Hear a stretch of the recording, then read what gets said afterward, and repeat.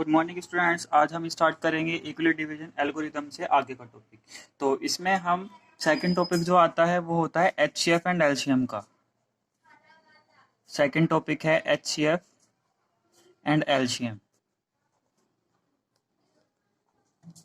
तो एचसीएफ और एलसीएम जो है इसमें हम छोटी क्लासेस में पढ़ चुके हैं कि एचसीएफ और एलसीएम हम कैसे निकालते हैं फैक्टराइजेशन मेथड से। तो इसमें सबसे पहले हम फैक्टराइजेशन से निकालेंगे और उसके बाद हम लॉन्ग डिवीजन मेथड होता है जिसे हम इक्विलिब्रियम डिवीजन एल्गोरिथम भी बोलते हैं, उससे निकालेंगे। तो मैं एक एग्जांपल ले लेता हूं, जैसे कि तुम्हारे पास दो नंबर हैं 48 और 24। मैं इन दोनों का एचसीएफ और एलसीएम तुम्हें निकाल के दिखाऊंगा पहले फैक्टराइजेशन मेथड से। तो फैक्टराइजेशन मेथड आप छोटी क्लास में पढ़ चुके हैं, लेकिन इसमें भी तुम्हारा ये टॉपिक है तो ये इसे तुम्हें देखना पड़ेगा एक बार। तो देखिए, सबसे पहले हमें 48 का फैक्टर्स करने पड़ेंगे।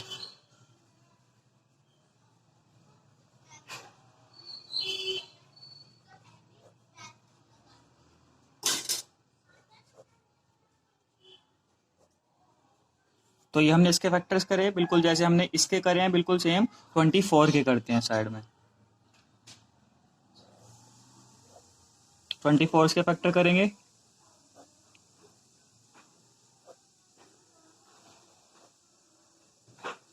ठीक, तो अब हम इनको लिख लेते हैं। एचसीएफ के लिए हमें क्या करना होता है, तो एचसीएफ के लिए देखेंगे पहले इनके फैक्टर्स को हम नोट डाउन करते हैं। 48 के लिखेंगे 2 इंटू 2 इंटू 2 इंटू 2 1 2 3 4 2 3 4 इंटू 3। 24 के लिखते हैं 2 इंटू 2 इंटू 2 इंटू 3। ये लिखा। अब इसमें जो जो चीजें कॉमन है, ठीक, जो जो कॉमन है, जैसे ये 2 कॉमन हो गया, ये 2 कॉमन हो गया, ये 2 भी कॉमन हो गया और ये 3 कॉमन हो गया। इन सबको हम लिखेंगे एचसीएफ में। समझ में आया? जो जो चीजें कॉमन है, कॉमन वालों को लिखनी है, बाकी को हमें छोड़ना है। तो ये आ जाएगा 2 इंटू 2 इंटू 2 इंटू 3। 2 2 4, 4 2 8, 8 3 24। तो 24 हो गया इसका एचसीएफ। ये तो बात हुई तुम्हारे पास एचसीएफ की। अब हम देखते हैं एलसीएम कैसे निकालते हैं। ये छोटी क्लासेस का टॉपिक है, बहुत सिंपल टॉपिक है, तो इसे थोड़ा ध्यान से देखेंगे। ये एलसीएम है। एलसीएम में क्या करना होता है,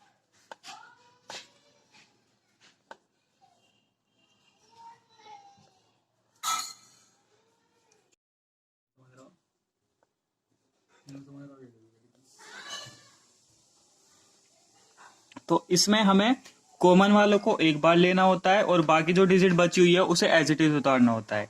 कॉमन वालों को एक बार और बाकी जो डिजिट बची है उसे एज इट इज उतारना है। तो एलसीएम में आएगा 2 into 2 into 2 into 2 into 3।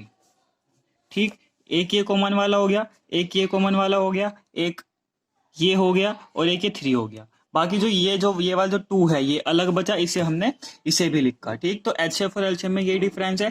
HCF में हमें केवल कॉमन वाले लिखने होते हैं और एलसीएम में कॉमन वालों को एक बार और जो कॉमन नहीं है, मतलब जो रिपीट नहीं हो रहा, उसे हमें अलग मल्टीप्लाई में लिखना है उसके साथ।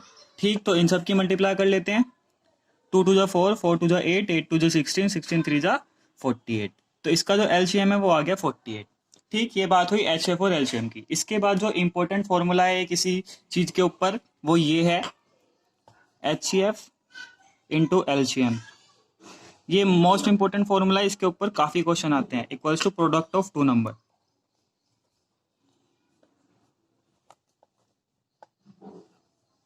मतलब के जो नंबर तुम्हें क्वेश्चन में दे रखे हैं, मैं इसी ऊपर वाले क्वेश्चन में अप्लाई करके दिखाता हूँ इस फॉर्मूले को। जैसे 48 और 24 तुम्हें दे रखा है, अगर मैं इन दोनों नंबर की मल्टीप्लाई करूं और इन दोनों के एचसीएफ और एलसीएम की मल्टीप्लाई करूं तो दोनों के दोनों एज इट इज बराबर आएंगे। देखो जैसे एचसीएफ और एलसीएम क्या क्या आया है इन नंबर्स का। एचसीएफ तुम्हारे पास 24 आया है और एलसीएम 48 आया है।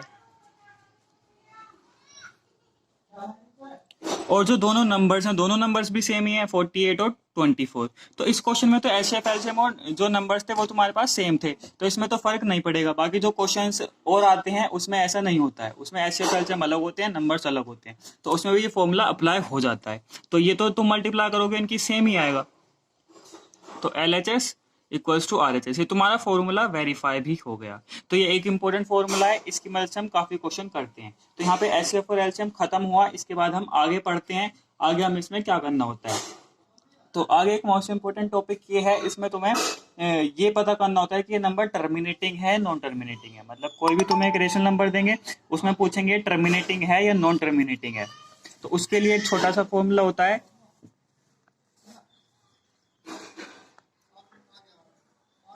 देखो जैसे कोई भी नंबर P अपॉन Q की फॉर्म में होता है रेशनल नंबर, इसमें इफ अगर Q is in the form of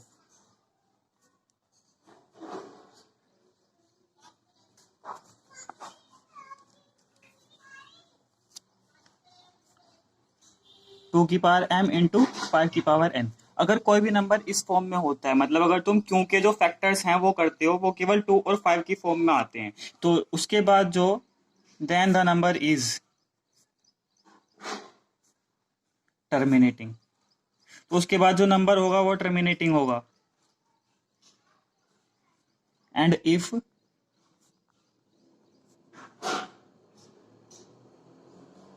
the number is not in this form, अगर जो नंबर है वो इस फॉर्म में ना हो, तो उसका मतलब ये है कि वो जो नंबर है वो नॉन टर्मिनेटिंग है। Then the number is non terminating.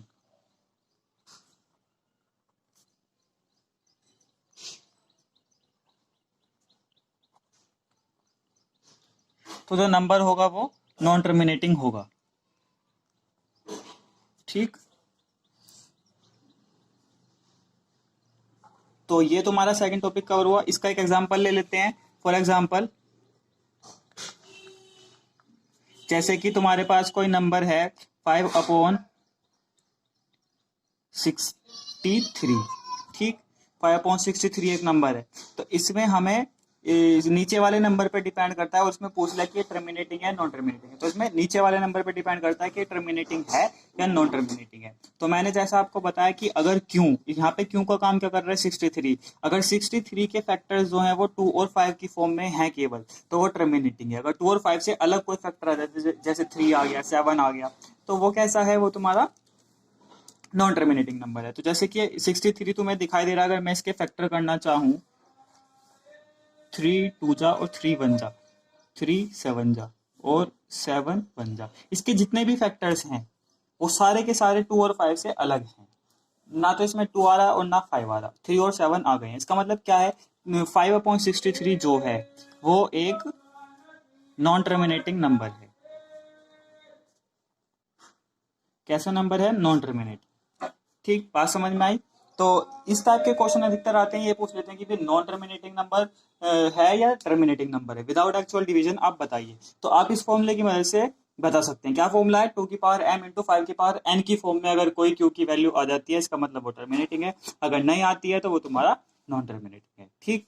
ये टॉपिक क्लियर हुआ। तो ये कुछ इंपॉर्टेंट टॉपिक्स हैं, बाकी जो क्वेश्चंस हैं वो मैं आपको क्वेश्चन करके दिखाऊंगा, उसमें आपको क्लियर हो जाएगा। यही कुछ इंपॉर्टेंट टॉपिक्स हैं जिनकी मदद से हम अपने पूरी एक्सरसाइज के और जो तुम्हारी एनसीईआरटी बुक है उसके क्वेश्चन कर सकते हैं। बाकी जो अलग क्वेश्चन है, मतलब इन टॉपिक से हट के क्वेश्चन है या जिनमें कुछ लॉजिक लगना है, वो मैं आपको बताऊंगा नेक्स्ट वीडियो में, ठीक। तो नेक्स्ट वीडियो में लेकर आऊंगा, उसमें आपके सभी इंपॉर्टेंट क्वेश्चन होंगे, उसके अलावा कुछ भी नहीं आएगा अलग, ठीक। तो सारे इंपॉर्टेंट क्वेश्चन मैं अगली वीडियो में कवर कर दूंगा। बाकी जो तुम्हारे टॉपिक हैं, जितने भी अलग अलग टॉपिक हैं जिनके ऊपर क्वेश्चन आते हैं, वो कवर हो चुके हैं। तो नेक्स्ट वीडियो में मिलते हैं और उसमें हम अपने सारे के सारे इंपॉर्टेंट क्वेश्चन कवर करेंगे। Thank you and have a nice day.